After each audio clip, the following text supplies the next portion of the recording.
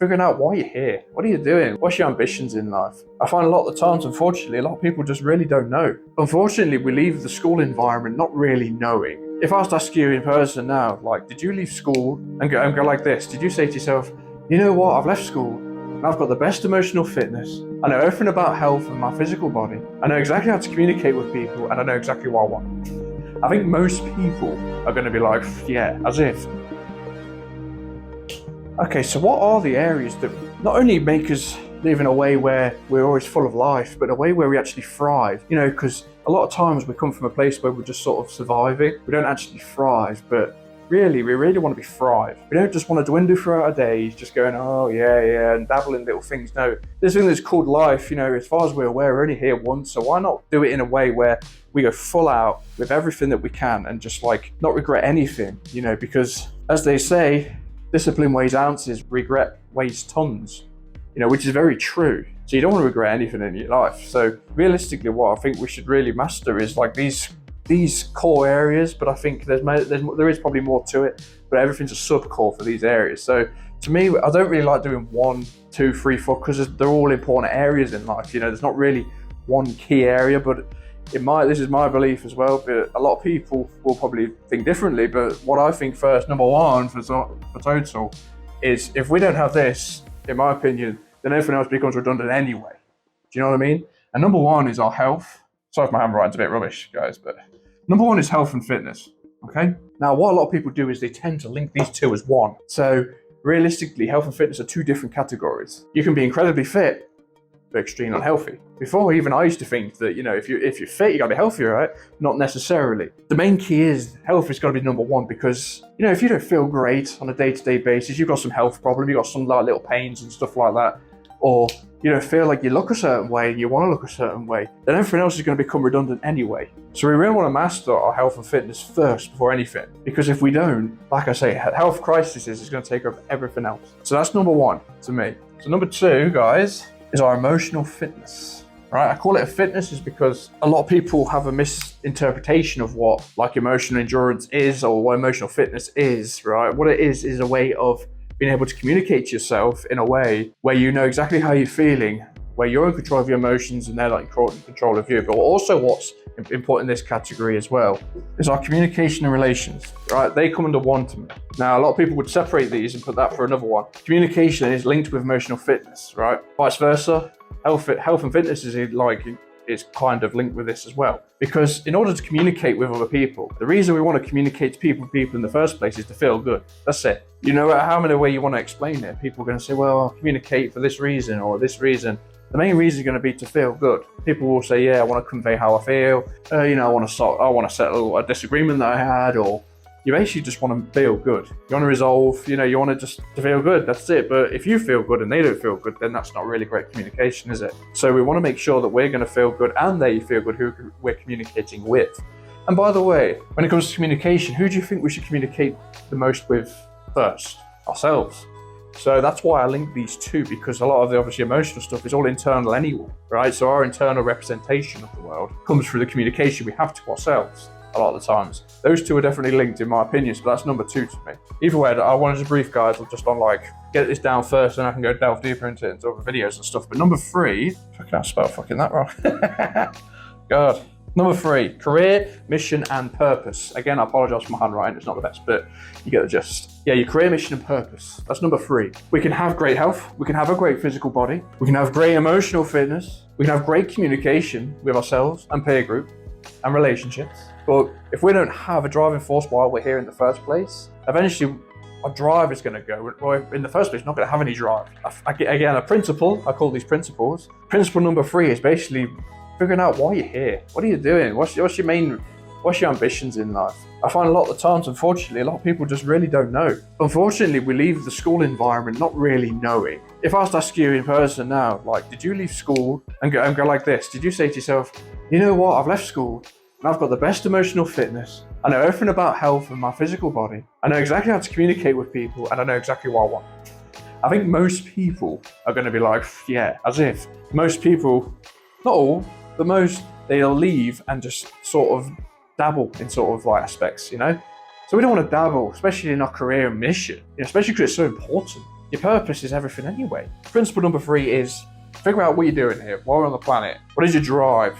So I've got technologies where we can really sit down and really make a plan out for your life rather than just let someone else dabble in it as well. Because if we don't take control of this, then someone else will do it for us. And unfortunately, those people have not got great plans for us. So we need to make sure that we're in control of this. We don't want to fall into automatic pilot with this and just sort of dwindle, because before you know it, time passes, as you know. I'm sure you know that, right? But anyway, lastly, there's financial abundance. Now this may seem a bit obsolete, right?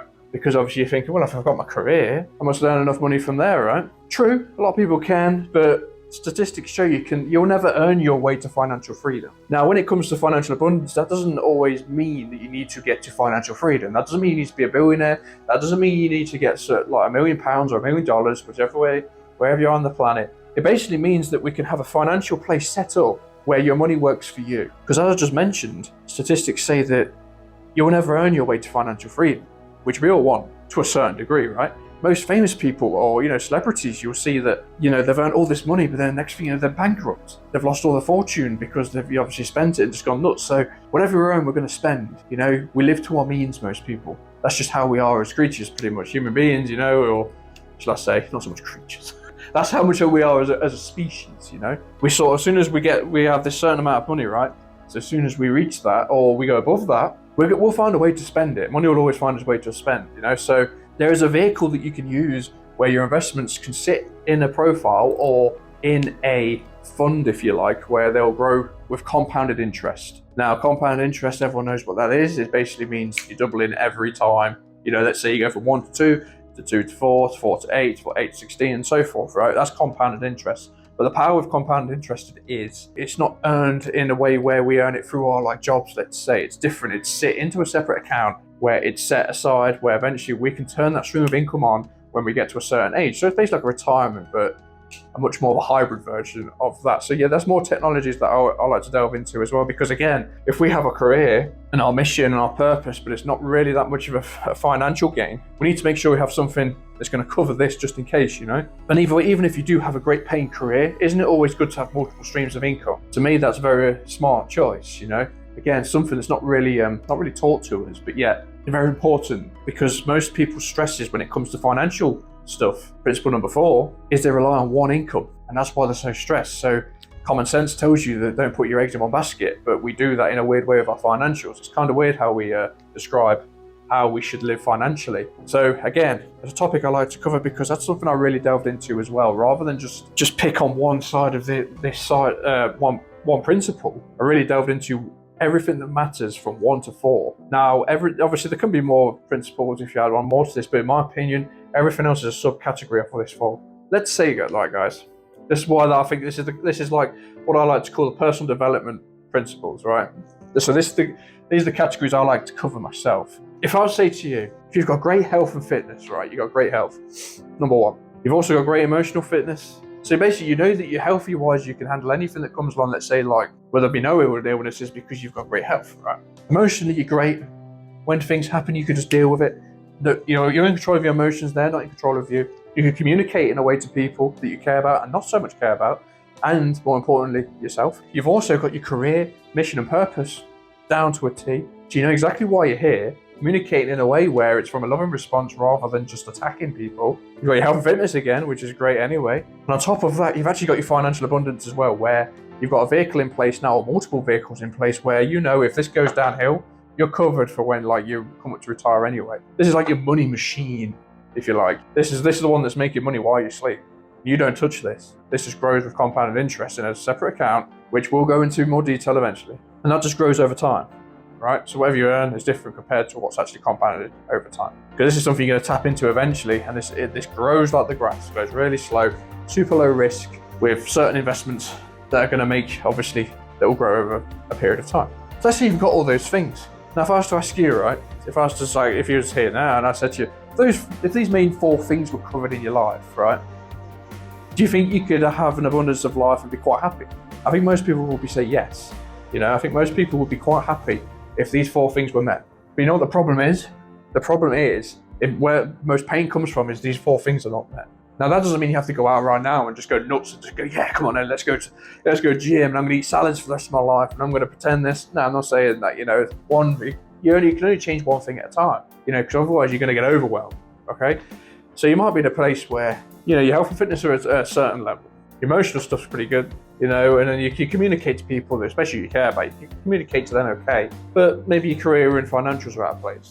So I'm hoping to actually really be able to come and give content to you guys and really give value to a point where you'll be able to take things away from these videos, these setups that I've got going here, and really be able to just take these and implement them into your life. Because that's the main thing I want to do this for, is to not only does it actually bring me, you know, significance to be able to like help you guys, but it also allows me to be able to go, look, this is what I've done before. This is what I've done. You try it as well. You know, you don't have to adopt everything. You don't have to adopt everything that I'm saying or talking about. You could take some little bits and tune it just to make it fit your narrative. You know, there's no strict format in all this. Again, this has been like my passion for nearly 10 years now. So I really just wanted to just sort of like start this video off just to really introduce myself more than anything. Not someone who just goes to the gym, but someone who actually values everything else that's around personal development. Yeah.